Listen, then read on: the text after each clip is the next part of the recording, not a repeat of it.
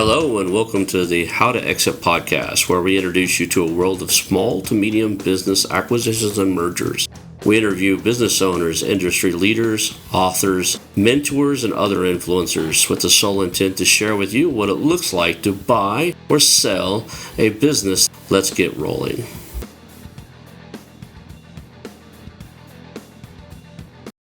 And now a moment for our sponsors. I want to highly recommend you get Acquisition Aficionado magazine.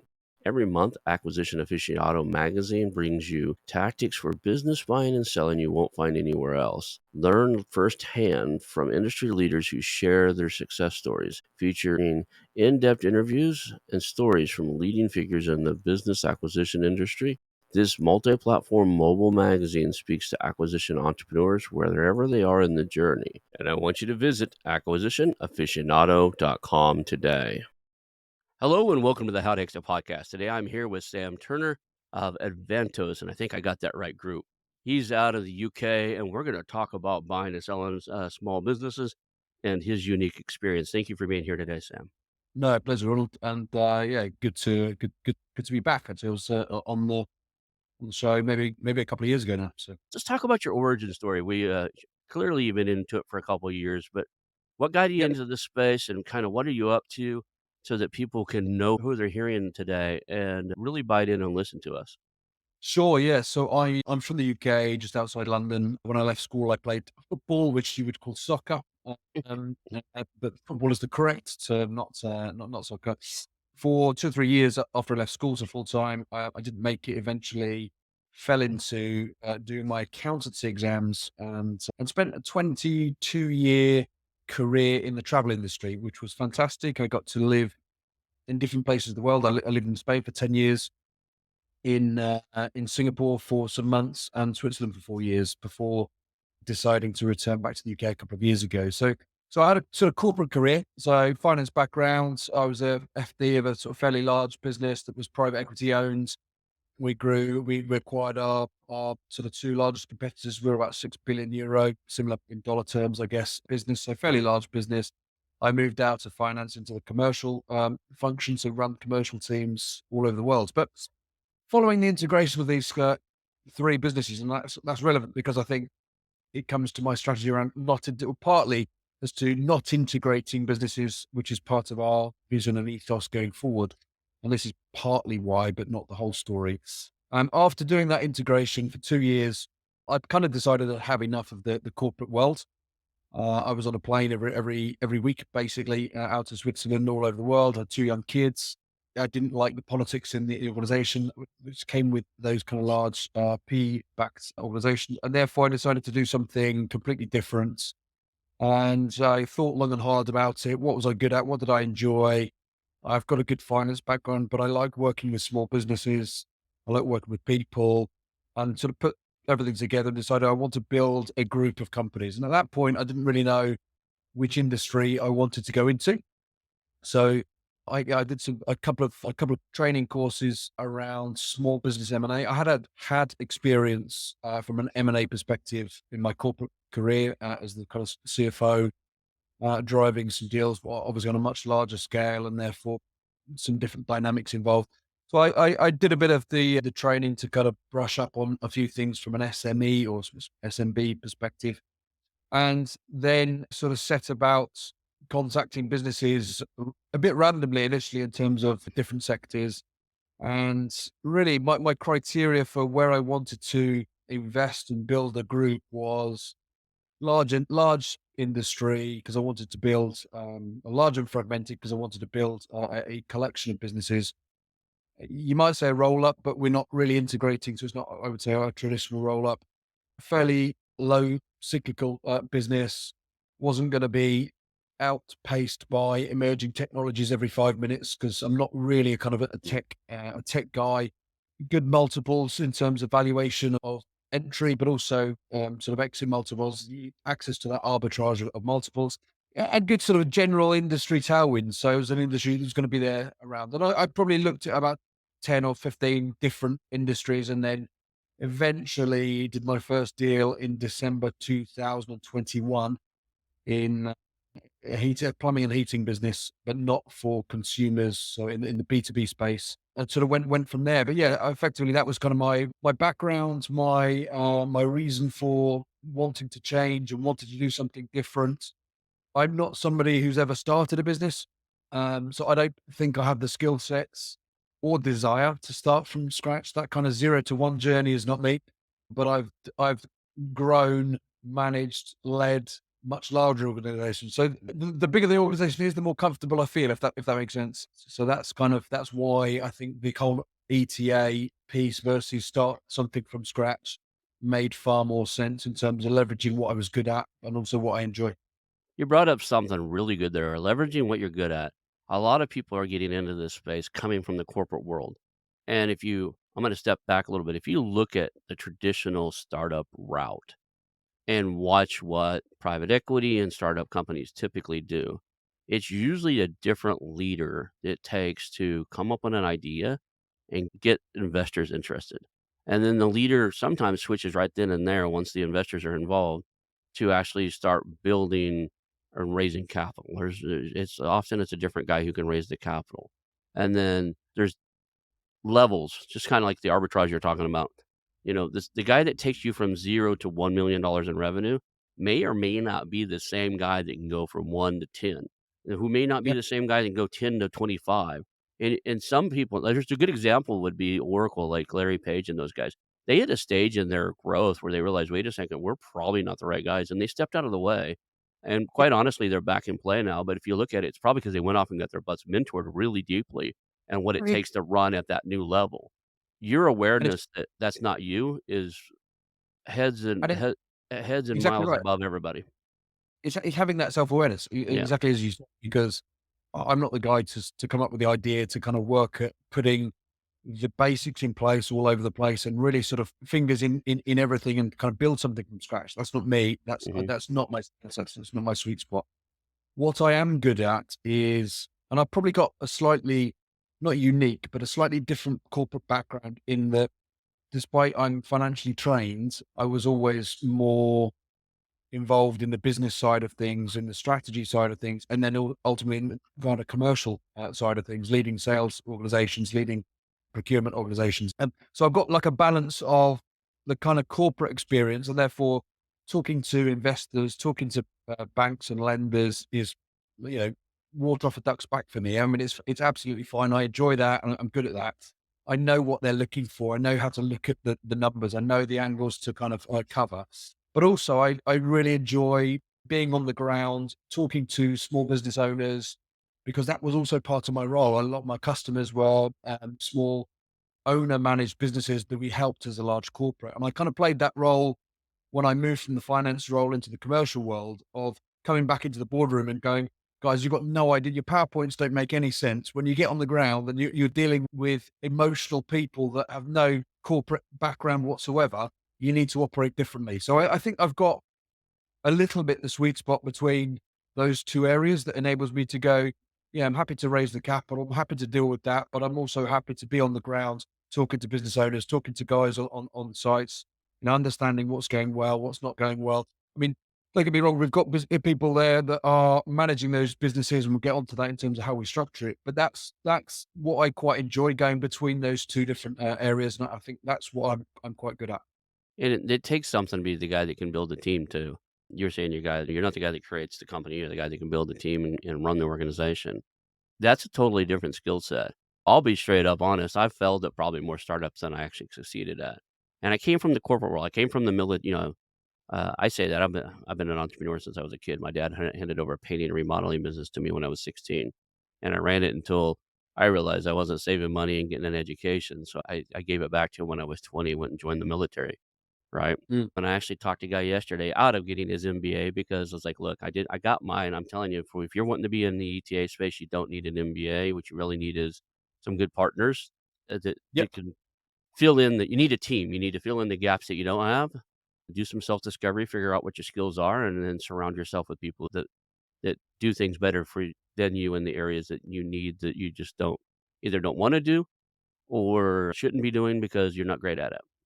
I think that's critical. I mean, a large part, and we'll get onto the details of what the group is and how we're structured and everything. But a large part of my role now is just making sure that we've got the right people in place in those Mhm. critical roles. And now I'm starting to get that. I've got a great executive team at a group level. So there's four of us, and it's a fantastic team. And that is a solid platform that can grow. And that just makes the world of difference. I've got an advisory board that are handpicked with people that actually can add value in the different areas that perhaps I'm not good at, that will challenge me, etc. And it's these things that really make the difference. Having the right MDs in place in each of the businesses is also critical. And it sounds like daft that people are everything, but they are. You won't achieve anything without good people around you. And you need to make sure that part of what you do, a big part of what you do, is really focusing on what are those skill sets. And it's not hiring people that are the same as you because you like them. I've made that mistake before. I'll hire, I'm a finance guy in a sense, although I'm not your stereotypical accountant probably, but I was hiring a CFO and I kind of had a couple of options and I was going to go with the option that was the guy that I kind of resonated perhaps more with because it was more like me.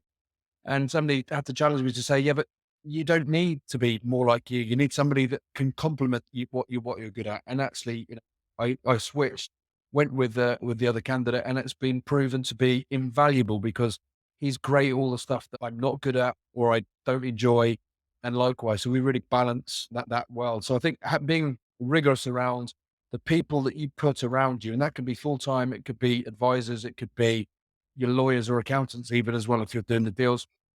It's really, really critical if you want to succeed. It's for me, everything is about the people.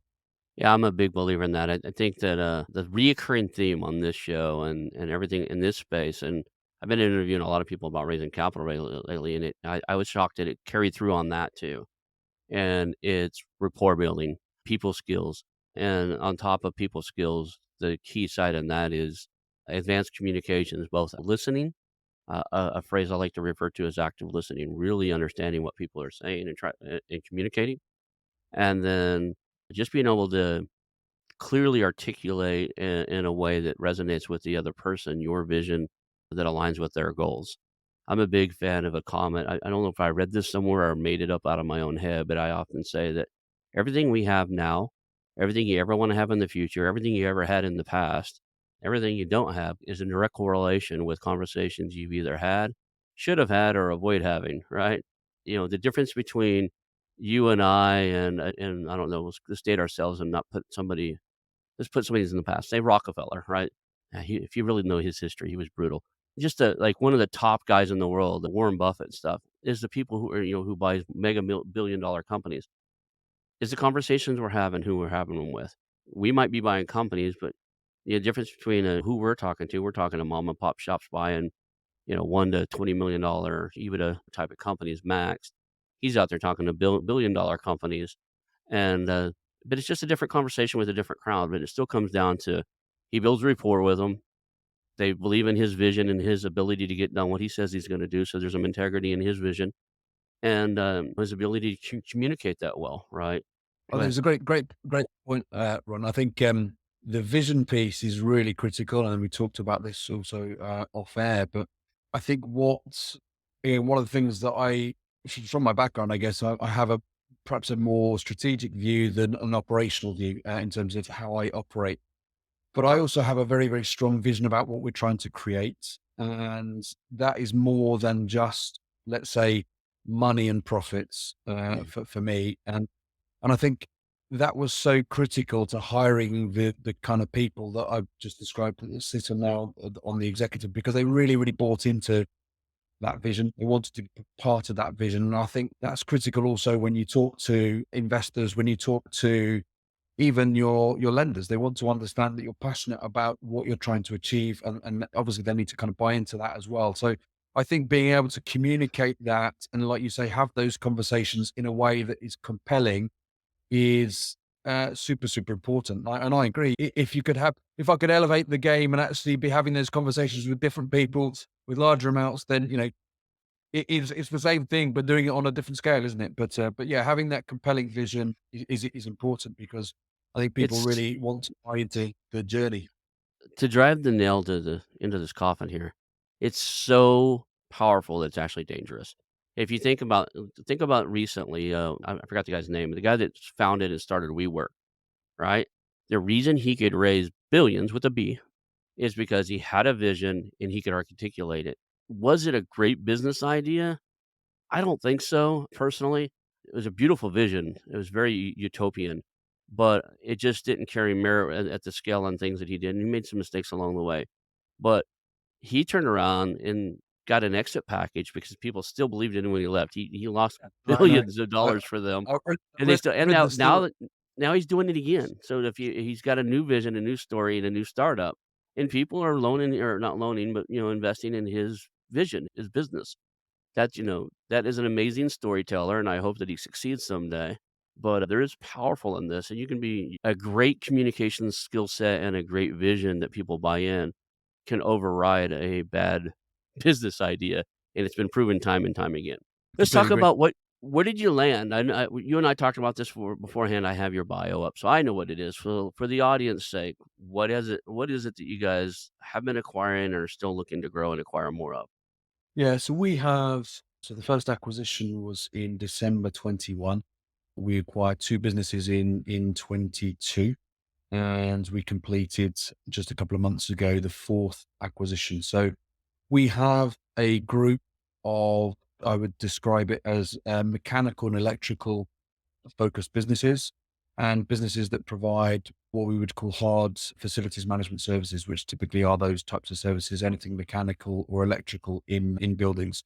Our focus in terms of the type of, let's say, customer base that we look at, we're not doing, let's say, consumer business. It's all B2B. We typically focus on what I would describe as the built environment versus construction.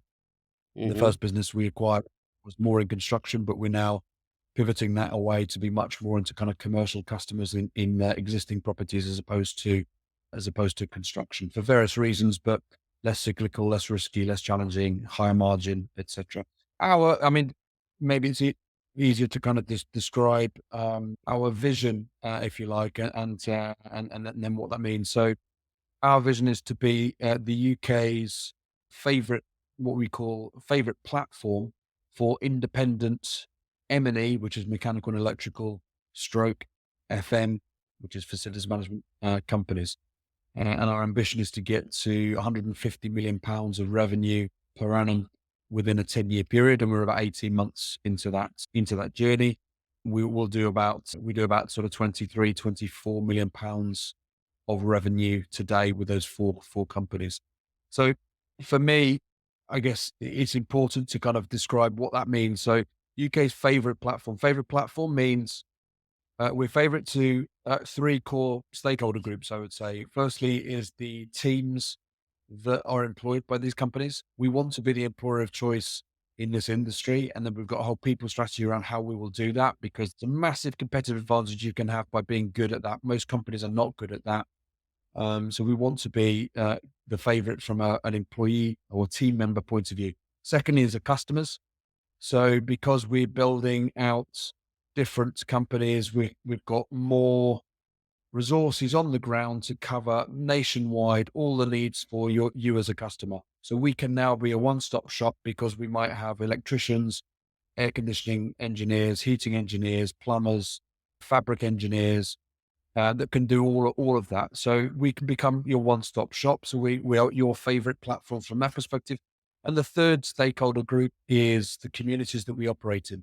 So we have a big vision around having a substantial impact in the communities that we operate in. We have about 7 or 8 offices currently between those 4 companies, and we have sort of plans in place to make a positive impact in the local communities. So that when I talk about favorite platform, that's what I mean. It's favorite for those 3 stakeholders, and platform really means we don't. Our philosophy is not to integrate businesses.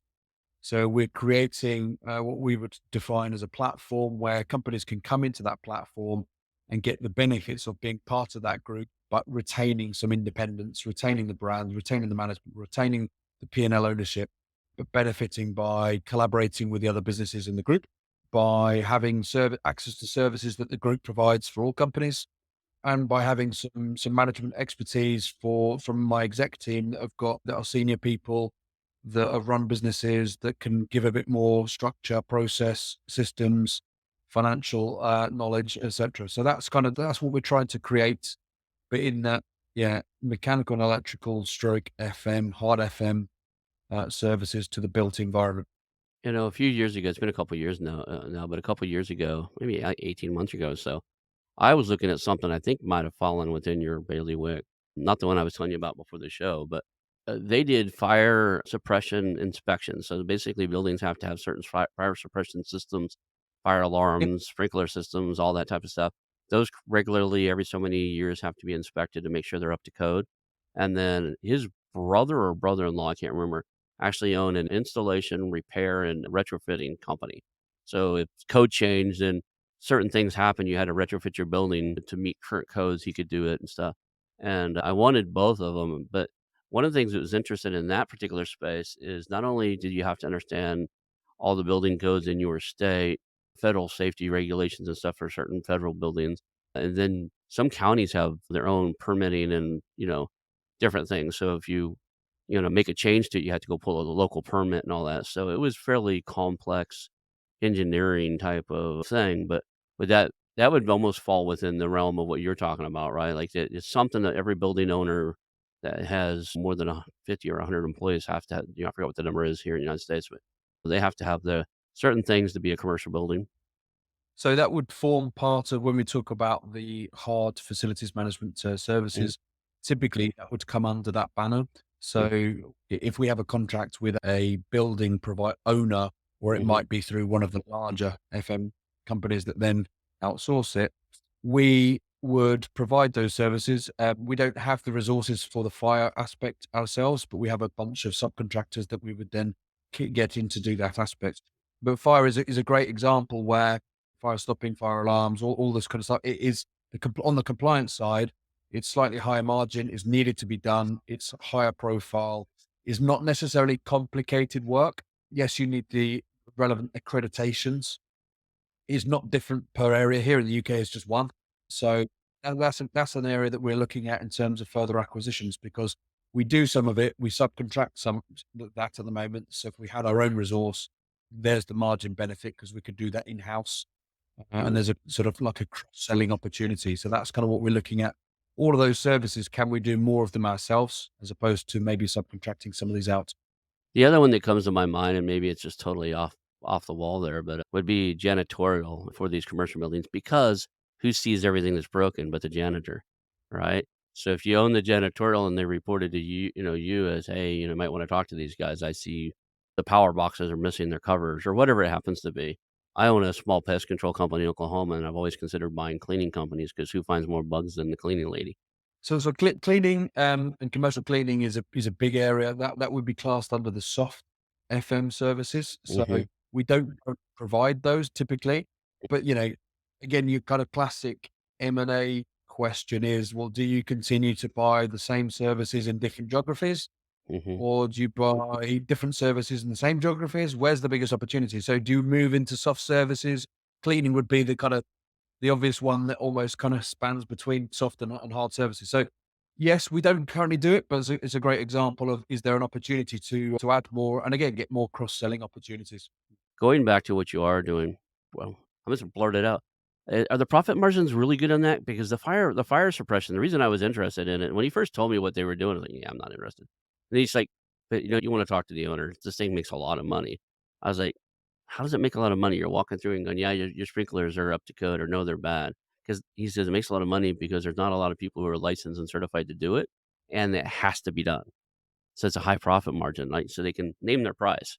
I think you've hit the nail on the head. So yes, the fire business is the much higher margins, I would say. So you might be looking at, for example, a 50% gross profit number versus a 25% gross profit number in the other services that I described. So yes, it's substantially more because of those two reasons. And it's the same here in the UK. There aren't enough people that do that, and it's a compliance aspect. It has to be done.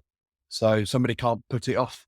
And I think those two things together. I mean, there was a really, let's say, unfortunate incident here in the UK several years ago in London where it's called the Grenfell Towers. So there was a whole block of flats that were burnt and killed a lot of people, Mm, sadly. And therefore, since then, the government has massively increased the compliance factor. And again, in a very small space of time, then there isn't enough people that are accredited to do those things. And that's why the margins are so high. Now, will they stay high over time? Probably not, because the work is actually not that complicated. So I suspect the margins probably will come down over time. But right. right now, you're spot on. It is high margin. In the M&E space, no, it's not. Yeah, that would be one of the downsides of the industry. It's not typically high margin. If you can get, our ambition openly is to be sort of 10, 11% EBITDA margin in the group. That would be above the average for the industry. So, just give you some context. Yeah, I was curious what the industry is like, so that answered my question. 10, 11 is you running fairly efficiently. So when you're Yep. looking at buying a company, what does a typical acquisition target look like? When they come to you and they're ready to sell, if the 10 and an 11 is optimal, are they running, half that, or are you looking at companies running, 5 to 7 or It's interesting because actually there is a correlation we see between size of business, which is a bit not an intuitive correlation. Size of business and profit margin. In that, the larger the business, the smaller the profit margin, which isn't particularly intuitive. And that's, I think, largely because some of these large M&E players, they bid on these massive tenders that are highly competitive, that everyone wants to win, and certainly not relationship driven, i.e., there's a whole purchasing process and everything else. And therefore, the margins end up being 2-3% on some of these players. So, actually, if you look at the smaller, and that's one of the reasons why we want to almost have a network of companies in the space that all have access to relatively small contracts. Yes, we might have some large ones that we have at a group level, but therefore that can keep the margins high. It can be more relationship driven, where you're not tendering against 10 players and actually it's a race to the bottom. And that's kind of where we want to be. So it's kind of like, it's probably my ideal, what the business looks like. I mean, we will typically look at anything between about 4 or 5 million of revenue and about 20 million of revenue in terms of where we're looking to acquire. But the ideal would be, 25% gross profit margin is decent, 12.5% spent on the overhead of the business, and 12.5% left would be a good kind of business. And that's the typical that we try and look for. We won't look at anything that's less than about a 7% EBITDA margin because it's just too thin, too risky. Yeah, we don't want to go there. The first business that we acquired was around about that, if not a bit less, and has suffered since because of the nature of the market that it was in. We're now kind of turning that around, but it's just not worth it. So there are enough out there that we can fit that kind of profile that we think the 11% is as a target above average. In reality, I'd like to be a bit north of that. It's interesting you said it's non-intuitive that the bigger the business, the thinner the profit margin. It is for me because of where I've been. I bought that pest control company, and when I did, I was in Tulsa, Oklahoma. Everybody is one of those guys. I'm one of those guys. I walk into a restaurant and 5 people say hi because I used to speak on stage at all the entrepreneurial type of stuff and teach marketing and teach different things. I was a marketing coach and business coach, and I was everywhere. So when I got into this space and I bought that pest control company, I put it all over social media. I had a dozen or 2 business owners going, "Hey, yeah, come bid on ours." And, some of these guys are friends of mine, even like county jobs and stuff where they had 30,000 square foot or 50,000 square foot of office space. Like, "Hey, I run all the offices for this county. Come bid on our pest control." I was so overbid, it was embarrassing because I did it like the residential stuff that we bought and knew and we were way off. I'm talking 8x, 10x what everybody else's bid was. And I just looked at the math like, I have to pay my guys the same thing to walk around your place and spray it and treat it. And I have to use the same chemicals. I don't see how these other guys are doing these jobs unless they're just spraying scented water and telling you that it's something else. Even the manpower to walk around with the sprayers and place the traps and do everything, I just didn't know how it worked. But I guess there's an economy of scale thing. But one of the factories that came to mind, I think I bid like it was like $800 per month to go there, do the outside and inside, replace the rat traps, do all the stuff for that pest control company would do for that size of facility. And people are offering to do it for $99 or $125 a month. I was like, my guy's going to spend 3 hours there every time he walks on site. I'm gonna use $50 worth of, traps and chemicals anyway, so I can get it to, when they get bigger, it's so competitive, they squeeze down, and some of these guys, these are loss leaders. Some of these guys are just doing that because they know when they walk around, there's 400 employees at that place. They're gonna go, "Hey, can you come spray my house?" And then they get those jobs too. I don't know, that's the only thing that ever made sense, but I can see why when it gets bigger, it drives it down. Plus, you have a lot more overhead, right? You have a lot more accountants doing accounting, you got a lot more just random sales guys, and it takes more gears to turn a bigger machine.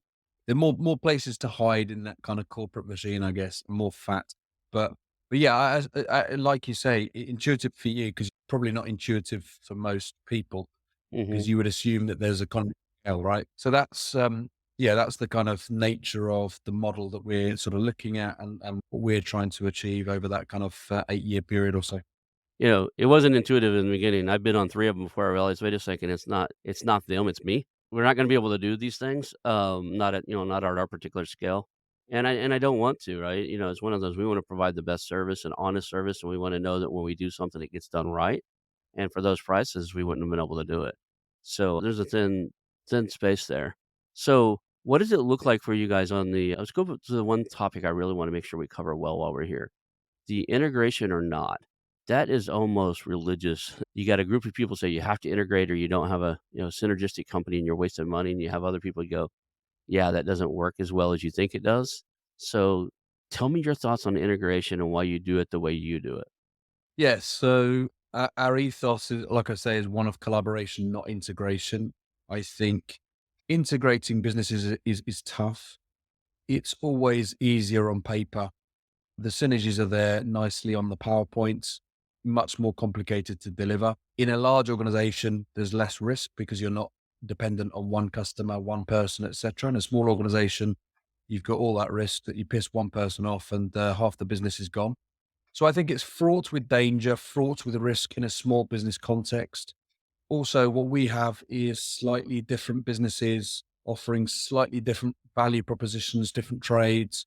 Therefore, does it really make sense to culminate in one brand? I would say no. If you've got exactly the same value proposition, then brand synergy makes sense. If you don't, then it probably doesn't. And so I think there's various reasons not to. I think but the risk for me is great. No, it's not that we won't look at opportunistic benefits from doing things once and for all. That, of course, we will do, but that's part of what we have as a philosophy. But I'm interested to kind of have this debate around, well, where are you therefore not delivering value ultimately for shareholders for not integrating? And is your multiple, are you going to be valued less at the end? I think there's a debate around that, but I would say I think we can get more benefits from the P&L perspective by collaborating the way we do without the risk. I think the multiple is driven by a number of things, but one of the big factors of multiple, as you'll know, is the risk of a business. Now, if I've got no customer concentration because I've got 20 businesses that have got each themselves got limited concentration, each in slightly different segments in slightly different geographies, and that is diversification. A classic diversification. So you have got less risk. So the risk components of the multiple has to be increased. Now, whether your ability to extract the maximum benefit and actually the maximum value for somebody to sell to would be if it's one system, one, there's an argument the other way. I get that. And perhaps the multiple isn't quite so high. But my argument is, well, the risk is less.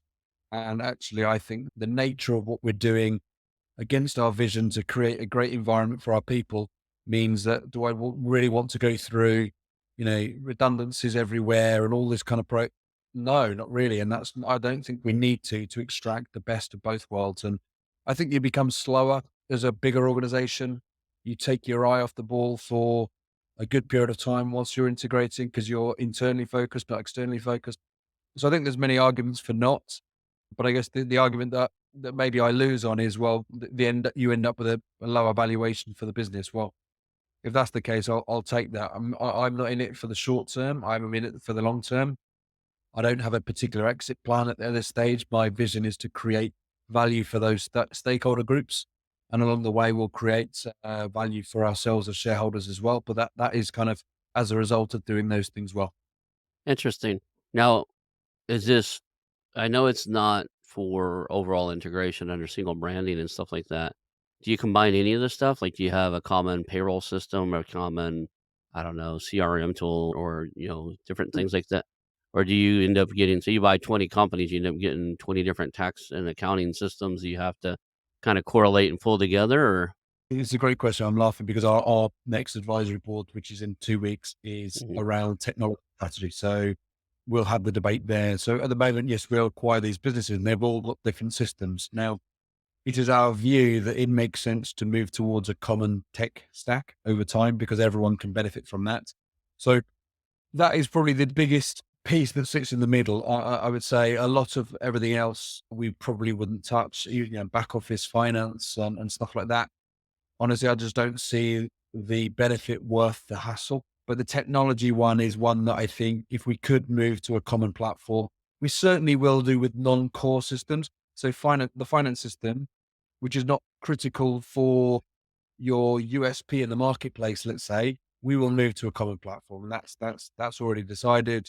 So over time we'll move everyone to have that, to have the visibility, transparency, and all that kind of stuff. The operational platform where maybe one business has got created a real part of their value in the way they use that to serve the customer is more dangerous to then take them off that platform and move them to a core common operational system. We may end up with 2 or 3 blends of that, but with mhm. one sort of back system to support. So I guess what I'm saying is finding the optimum balance to not destroy value in the business, and also we want the MD to be accountable for the P&L and the results of the business. So if we then say, I'm going to change all your system and all your things that are important for you to drive your business, guess what? His level of accountability drops completely. And I've been there and done that. I've operated in environments which were decentralized, then we centralized everything. And I saw a massive impact on levels of accountability of the P&L because you go from 10 P&Ls to one, and then nobody's accountable out in the businesses. And I think there's a real danger of doing that. And that's why I'd be very interested to hear from people that have done that Mhm. and and their learnings from that, and if they've got sort of real success. Because the classic is, yeah, you buy companies, you roll them all up, you integrate everything, and you've got one business. Okay. But I haven't heard of that many people that have done that successfully at a kind of small business level. I think it's easier once you have bigger businesses, but at a small business level, at that kind of two, three, four, 5 to 10 million kind of revenue level, I'd be interested to see whether there's many successful case studies of that. There's a way to circumvent that. Have you ever heard of there's a book by I can't remember the author's name for now, I'm drawing a blank.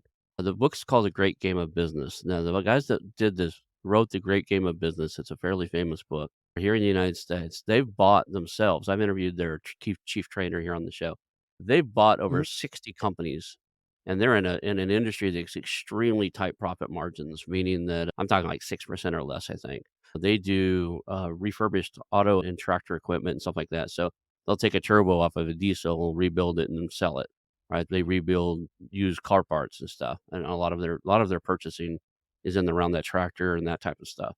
So very lean. The great game of business is it's gamifying the business, but it's teaching every single employer, at least all the management level employees, and anybody that has a critical stake, how to read a P&L, how to understand it, how their day-to-day tasks influence and impact that P&L, how to truly understand it to the level where they can take some ownership in it. And it does 2 things. So right now in the United States at least, and I think probably worldwide, there's a lot of people who they got nicknames for it, quiet quitting or disengagement, or they're leaving to create something on their own, or it's hard to keep a good employee. And a lot of it is people want more control of their future in this time of uncertain economic terms. I think it can give somebody some sense, not maybe a full sense, but some sense of economic control by having them truly understand what turns the gears in your company. And I think that business systems like the Great Game of Business and EOS is close to it.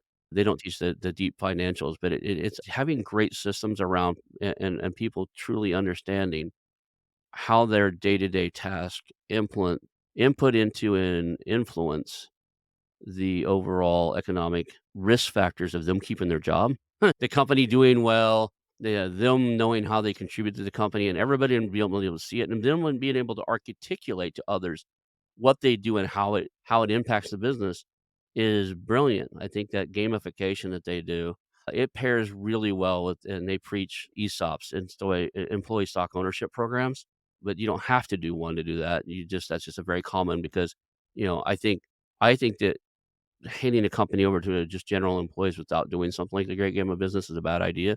Not every business not every employee is a great operator and should be running the business, even if you have an executive team.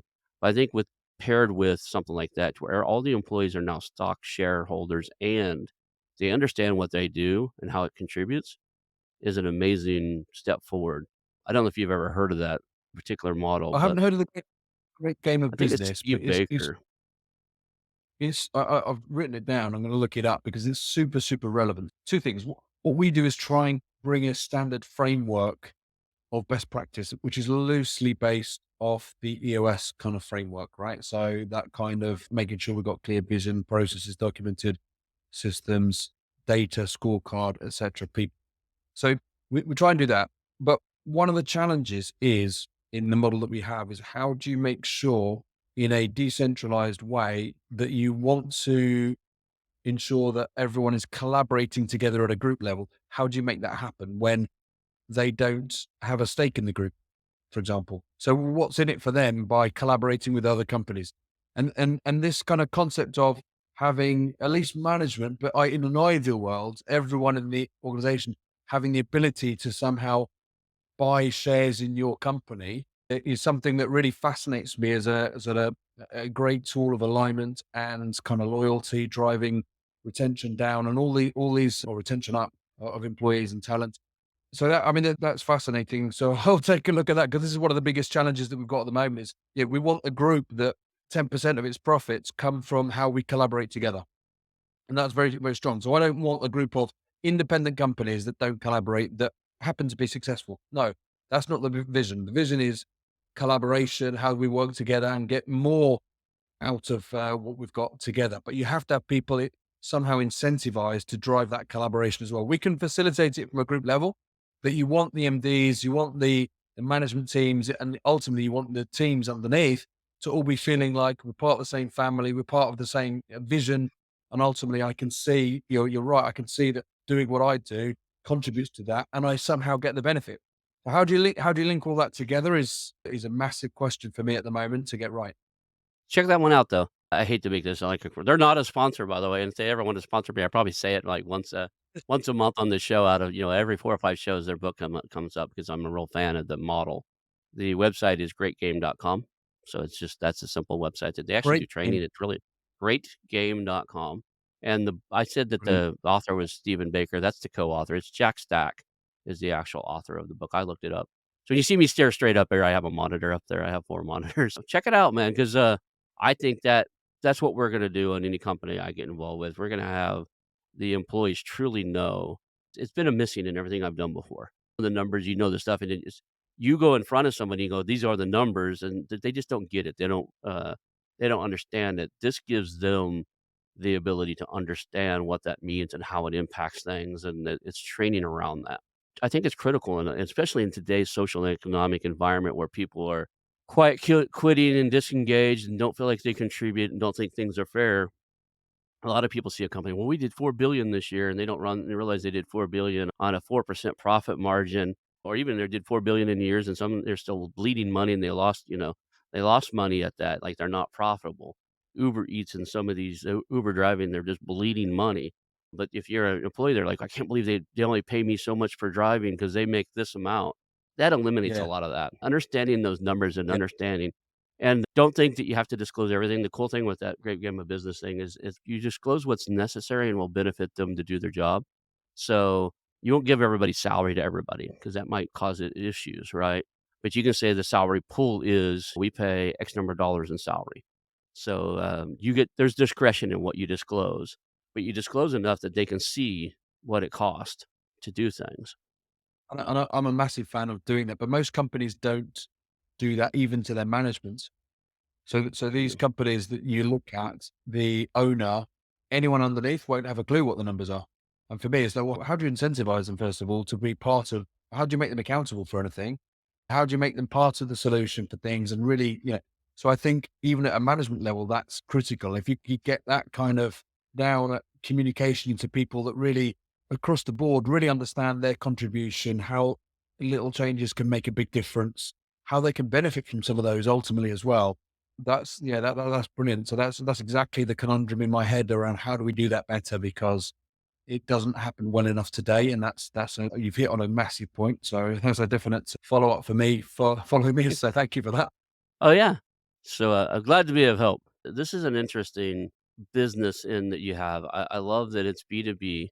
I love that you know, you're not doing home services, not fixing heat and air, because businesses, it might, maybe I'm wrong with this, but a lot of times the first market in an insecure economy, the first market it kinda is, dealt the hardest blows, business to commercial, the B2C.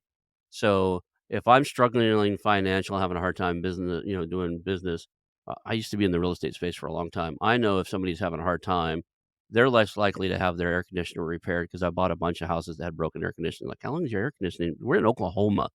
Like, I have a bunch of houses in Oklahoma. It hits 110 with humidity on the worst parts of the worst days of summer. It often hits 101 with 80% humidity. It is miserable there. How do you operate without a heat and air? They tell you, "Put fans in the window, we had to." Or they'll put something horrible in like a swamp chiller, right? Because it's cheap, they can buy one at, any used thrift store because they used to put them in houses, and this thing just blows moist air in a moist environment and causes mold and other issues. Or they'll Yep. damn near burn down the house because they put window units in that overload the circuits but because that was what they could Yep. afford to do. In the B to C space, employees quit if the air conditioner breaks in a company, they fix it because nobody's gonna stay Yep. there. I grew up in an environment where I worked in a few factories in my life that didn't have a heat and air. Yeah, yeah. I mean, you hit the nail on the head. You have to have air conditioning and likewise heating in the winter in commercial offices. So we do commercial offices, maybe hospitality sector as well. So, you can't go into a restaurant and it's not got the right temperature, or it might be schools, education, hospitals, universities, all these types of places. You want to get into leisure centers, gyms, Mhm, they have to have, this is a critical function, but for the whole, it's also good that it's not the core of their business. So they're not in that business. So again, it tends to be, let's say, less commercially aggressive because they just need somebody to fix the job for them. And therefore, if you've got the relationship and they call you up to do it and etc., the margins can be, okay margins. So that's kind of why we're focused on those areas and not, like you say, in the consumer business, or the more construction related business where it's more cyclical and commercially aggressive, I would say. I bet you even have a size as far as square footage. At a certain square footage of commercial space, you probably have your own maintenance crew on. So if you've got an apartment complex that's got more than, say, 200 units, you probably have heat and air guys on staff, right? Maybe more than that. Maybe it's 5 or 600 units. There's a certain threshold where it just makes sense to where you have your own maintenance crew. So there's gotta be a sweet spot for you that it's a commercial building and it's not more than X number of square feet, or it's not, in this industry, it's not more than like, very rarely would a restaurant ever have its own maintenance staff or a gym.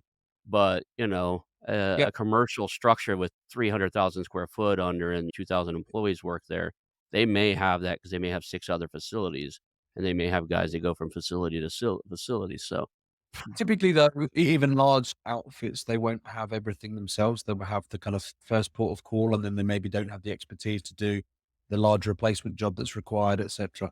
Also, we like to work with companies that have multi sites. So if mhm. you've got like a restaurant, we work with a restaurant chain or group that's got a number of brands. It's got maybe 250 sites. They've got like 2 or 3 guys on their mechanical and electrical side, and all they're doing is working with different subcontractors for different things. They don't do any of it themselves, even Yeah. though they're a large organization, because they've got all of these sites all over the place. So I think there's, yes, but there is, it's highly fragmented, lots of opportunity. I guess the challenge is there isn't there's a shortage of skills from a trade perspective. So that's Mm, probably the biggest challenge. We're trying to grow organically as well as inorganically at the moment, and finding access to good talent is a real challenge. And that's why we want to make it, you know, we want to be the employer of choice. We want to be having not just paying the best wages, and we don't pay the best, but we pay good. But we want to have all of the perks, all of the environment for that person to be better than going to work for somebody down the street. And that I think is takes a little bit of thought, a little bit of care, is not rocket science, but can make a big difference. And that's what we're trying to focus on. Maybe that book I gave you would be a key element inside of that too, just because now everybody kind of knows how they play within that. And it's one thing to attract great employees, it's another thing to keep them. So, Yep. and to grow people, I always tease around and say there's no such thing as a bad employee. I've had a lot of people that work for me, they weren't that I ended up firing. They weren't great or they weren't bad employees. They just probably were better at flipping burgers than they were at running working at a real estate investment firm. So I let them go flip burgers if that's what they needed to do. So everybody's a Yep. good employee for somebody, right? But that said, I'm great in environments that are extremely entrepreneurial and startups, roll ups, that type of stuff. So that's where I thrive. But I think everybody thrives somewhere. But to Yep. find people that once you have somebody thriving in your company, it's so hard to replace them. It's best to find ways to keep them, and I think this is just that was just one method out there, just to have them truly understand how the gears turn, how the levers and stuff and the pulleys that they pull in a day-to-day operations, how those apply to that, and then how they can Yep. improve things. Because when they can see the cool thing with that is these guys, I told you they bought 60 companies. They bought a lot of turnarounds, like companies that were failing. And then they would teach everybody in the employees, these Yep. 60 companies they bought. They would teach all these employees basically gamify the system. And they could turn these things around and run them really lean to the point where the employees would come to them with all the ideas. Hey, if we just did this, we'd run a little leaner. So we had a survey for all the employees in the group, like to Hmm. drive to under we were around engagement. We could do better, and out of that, then we agreed and we developed a framework that's kind of a pyramid of five things. One is the bottom line: you got to get the reward and compensation aspects correct, and therefore we said we're going to do the following things. Like, for example, give everyone their birthday off. Simple thing, went down really well. Everyone Hmm. does it now. There's one thing out of that box. Communication, the next thing, because people don't communicate generally. We talked about how to really engage people by understanding their impact on the organization and everything, but just the basics communication wasn't in place everywhere. So we put a number of initiatives around that. Then it's things like recognition, rewarding people for a job well done, recognizing, saying, brilliant job. Thanks for that. Over the moon.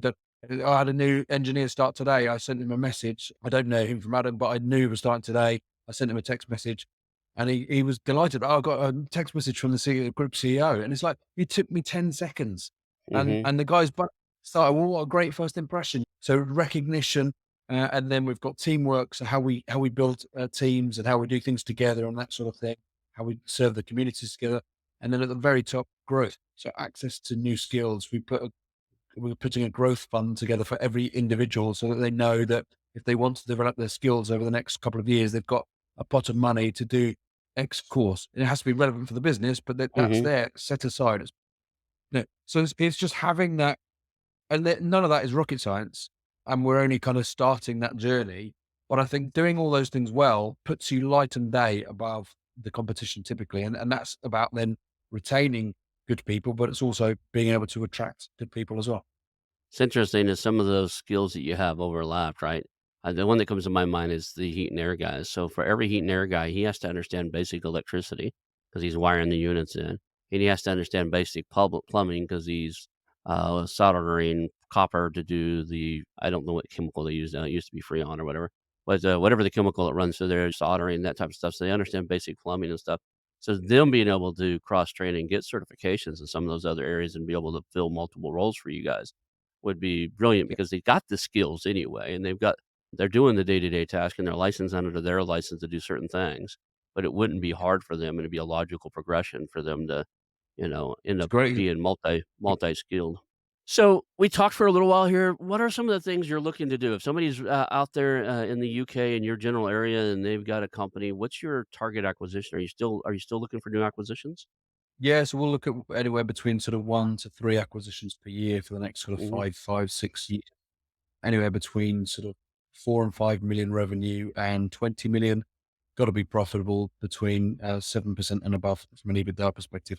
We like recurring revenue as everyone does. So maintenance as a core component of what we do. We've got a big chunk of that. So rather than big just projects, but anything related to mechanical, electrical, or hard facilities management services can also be anywhere in that value chain also. So for example, going forward, we'll look at, I don't know, a recruitment company that serves that industry, for example, or a digital marketing company that specialize, giving silly examples, but so it doesn't need to be the same business, but anywhere in that value chain, we will look at acquisition. So yeah, if anyone knows any businesses in that space, or if there's, or any skills, or anyone wants to come and join the journey, because it's an exciting journey, then I'd love to hear from people. But also, if people are going through and people do reach out to me quite a bit to get inputs around their journey as well, and I'm more than happy to help. As one of my kind of key things is to help other people, so more than happy to do that as well. Awesome. Well, I want to thank you for being here. And how do people reach out to you? What's the best way for somebody to get a hold of you? Yeah, so either on LinkedIn, so look me up on LinkedIn. I'm sort of regularly on that, or also directly email, which is sam.turner@advantos.com. Shoot me an email, that's fine. Or the group website as well, which is www.advantos.com. So any one of those three, there's ways to contact me and be in touch, and be happy to hear from people. Sam, I want to thank you for being here today. And I think we should call that a session. No, thanks again, Ron, and I look forward to catching up maybe in the future as well. Awesome. I want to announce our new channel partners, the ITX Marketplace. Since 1998, ITX has created $5 billion in value by selling more than 225 IT businesses in 20 countries. ITX works exclusively with IT-enabled businesses generating between 5 million and 30 million who are ready to be sold, and M&A decision makers who are ready to buy. For over 25 years, ITX has developed industry knowledge that helps determine whether a seller is a good fit for their buyers before making the match. ITX Mergers and Acquisition Marketplace we have partnered with has a proprietary database of 50,000 plus global buyers seeking IT service firms, managed service providers, Microsoft service providers, software as a service platforms, and channel partners with Microsoft, Oracle, ServiceNow, and the Salesforce space. If you have an IT-enabled business you're ready to sell, I want you to visit the itexchangenet.com/marketplace. How to exit. That link will be in the show notes. Visit them now.